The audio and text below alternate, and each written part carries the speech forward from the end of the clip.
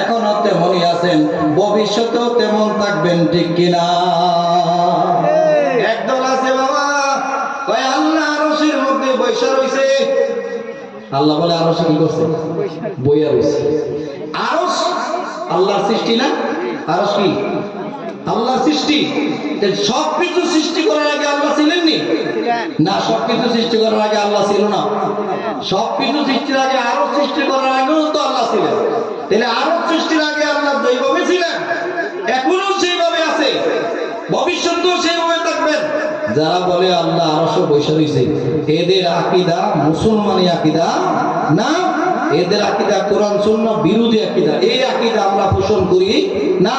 এই সমস্ত ডুপ্লিকেট মার্কা আকীদা পোষণ করে, বোধ আকীদা পোষণ করে নামাজ পড়ে যতই কফালো রাখ ফালাও, তোমার এই নামাজে কোনো লাভ হবে না।